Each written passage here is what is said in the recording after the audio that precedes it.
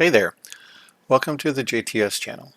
Today I'm going to talk about requesting, claiming, and releasing phone numbers with Amazon Connect using the Amazon NuGet packages.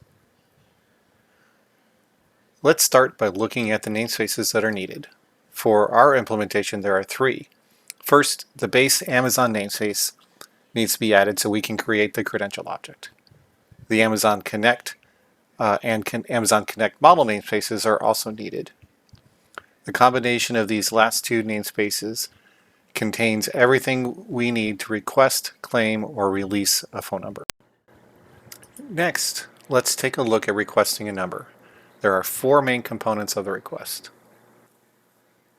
The first is the Amazon Credentials object that has two parameters, the access key and the secret key of the IAM user to be used by the API.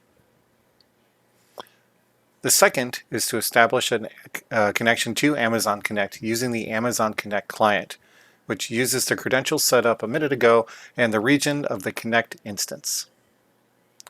Next, a reference to the request object is created that contains our criteria for the search numbers. The basic parameters are the phone number type, which can be toll-free or DID, the target ARN of the Amazon Connect instance being used, the country code being searched, the prefix such as the area code or toll-free prefix, and finally the number of records to return. In this case, up to 5 numbers will be returned. The search is performed, which can be asynchronous or not. Here I am performing a synchronous call to the search available phone numbers async method. Finally, a successful request would return a list of numbers available to you and the available list property of the search result object. For my purposes, I add the numbers to a list for presentation back to the users.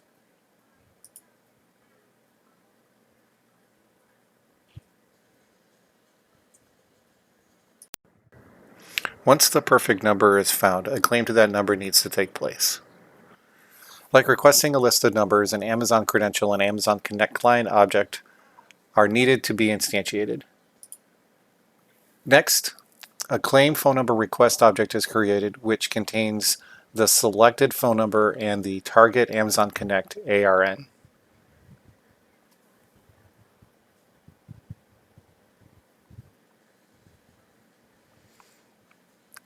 After we've got the request object set up, a call to the claim phone number async method is made, which returns an HTTP status code and, if successful, an Amazon Connect phone ID.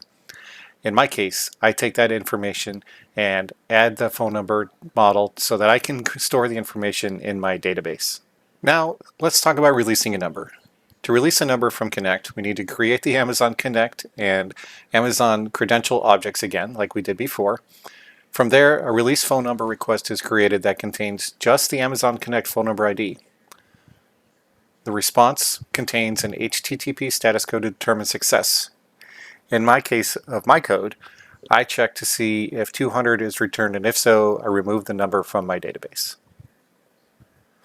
Now, let's go ahead and take a look at this in action. All right. So here we are. Today we're going to go ahead and show you this in action. Right now we're on the development world of my production website where I've built out the phone number claim details. As you can see here, right now I've only got three actual Amazon Connect phone numbers set up. We're going to go ahead and I'm going to go ahead and show you how to do it through my site. So first and foremost, we'll go ahead and click on, we're going to request a new number. And here you can see I've got two providers, Amazon Connect and Twilio. We'll use Amazon Connect since that's what we're talking about today. And I'm going to do a DID inbound number. You can do toll-free here as well. And we'll just apply it to my company here. Today I'm going to go ahead and request a number from the San Francisco area. And we'll click the button here and it'll display 5 numbers. For my purposes, I can choose whichever one I want. We'll do this last one, the 9694589 number, and we'll go ahead and claim the number. And all the while in the background, it's doing everything we can that we talked about earlier. As you can see here, it's been added. So we'll go ahead and close this. And to confirm that it's at least been added to my database, we can see the 415 number here. Now let's jump back over here just to see if it worked the way it was supposed to. And there it is. The new 415 number is right there. So I don't have any, it's not connected to any flows, which I could do programmatically as well, and I'll talk about that in the future. But for today's purposes, we've gone ahead and claimed the number. Now we'll go ahead and release the number. And I'll do that here. I'll just click on the release link, and I've got this prompt. We'll go ahead and click release. And it says well done, so we'll go ahead and click cancel. Again, forgive the typographical and display issues. I will fix those. As you can see, the 415 number is gone. Now let's jump back over here and we will reconfirm that everything is gone. We should see the 415 number is gone there as well. Well, there you go. If you're looking to use Amazon Connect in your app, managing your phone numbers can be seamless, and the 3 methods we looked at today can help streamline your integration.